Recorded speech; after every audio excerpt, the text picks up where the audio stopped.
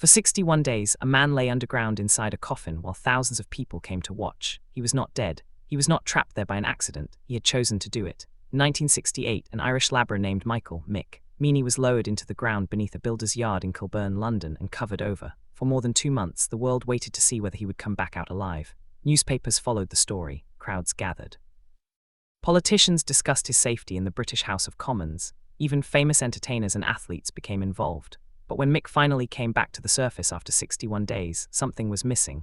The fortune and fame he had been promised never arrived. And years later, his family was still trying to understand what had really happened. Mick Meaney was born in Ireland and eventually moved to London as an emigrant.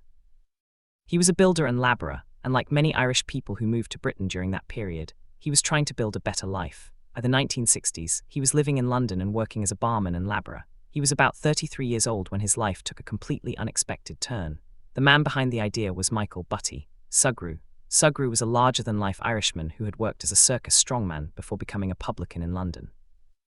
He was famous for unusual feats of strength and had a talent for attracting attention. In 1968, he became interested in a strange competition that had begun attracting international attention. People were attempting to spend extraordinary amounts of time buried underground. The idea was simple in concept but terrifying in reality.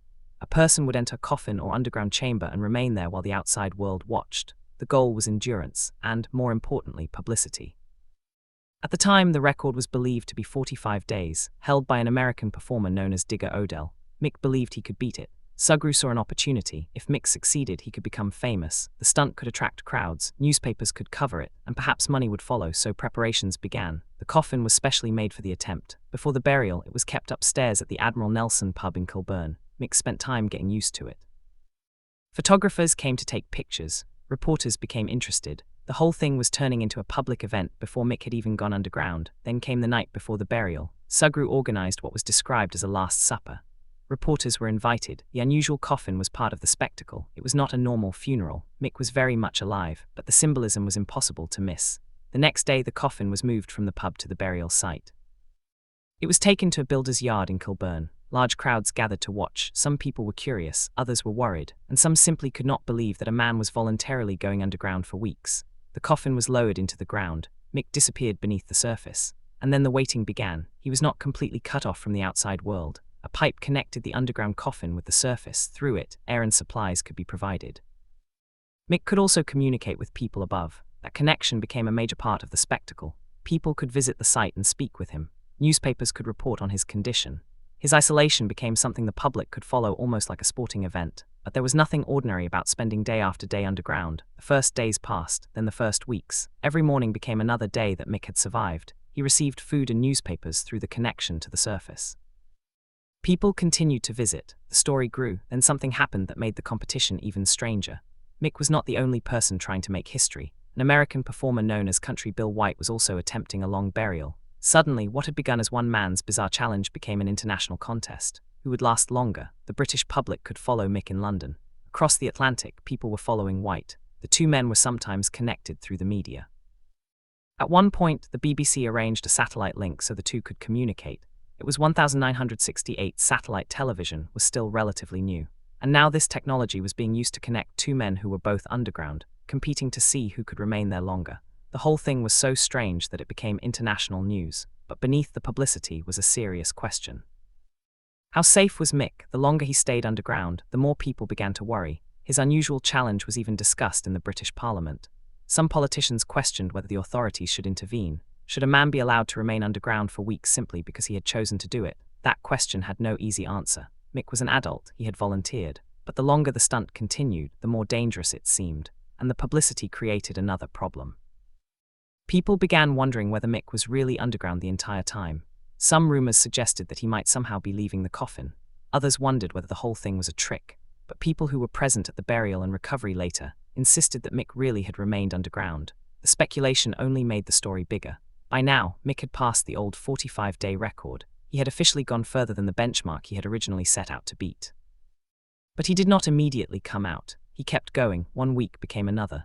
The story became less about whether he could break the record and more about how long he would continue. Then came the 61st day, April 22, 1968. The moment everyone had been waiting for had arrived. Mick's coffin was brought back to the surface. After 61 days underground, he was alive. The crowds reacted with excitement. Reporters surrounded him. Cameras recorded the moment. News organizations around the world reported the story.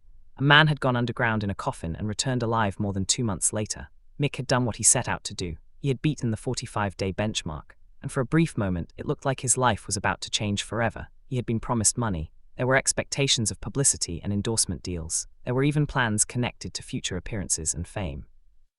But the promised fortune did not materialize. The attention eventually faded, and Mick returned to ordinary life. That part of the story is almost as strange as the burial itself. For 61 days, Mick had been one of the most talked about men in London. Crowds had gathered to see him. Politicians had discussed him. International media had followed him. Then, suddenly, the world moved on. Mick went back to his family and his work.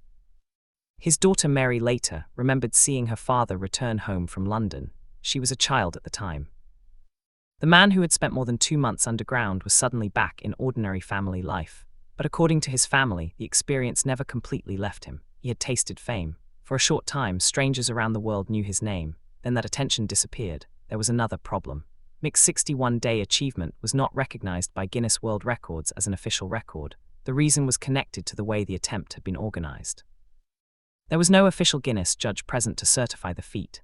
That meant that although newspapers and broadcasters reported the 61-day burial, it could not simply be entered into the Guinness Record Book as an officially verified world record. This distinction is important. Mick really was buried underground for the reported 61 days. There is extensive contemporary reporting and archival material about the event, but calling it an official Guinness World Record would be misleading. And the story becomes even more complicated when other people began attempting similar feats. The world of endurance stunts was full of unusual characters. There were other people competing to stay underground for long periods. Some used different types of coffins. Some had different arrangements that made comparisons difficult. Eventually, other claims surpassed Mick's 61 days, but Mick's story remained unusual because of the enormous public attention surrounding his attempt. And there was something else that followed him for years. A dispute developed over whether he had actually received the money that had been promised. His daughter later said that her father and the family never received the financial rewards they had expected. She also described how money was collected from people who wanted to communicate with Mick while he was underground. According to her account, the family did not receive the money they were told would be collected for them. The details of the financial arrangements remain part of the controversy surrounding the event. What is clear is that Mick did not come out of the ground and suddenly become wealthy. The fame was temporary. The money he had hoped for did not transform his life, and yet the story followed him for decades. In later years, Mick continued to talk about his experience. He even appeared on television discussing the 61 days underground. By then he was older. The world had changed. The strange competition that had made him famous was becoming a piece of history. But Mick still remembered those 61 days. He had spent more than 2 months beneath a London builder's yard while the outside world continued moving around him. Think about what that means. While people above him went to work, travelled through London, ate in restaurants, went home to their families, and went about ordinary life, Mick remained underground day after day, week after week.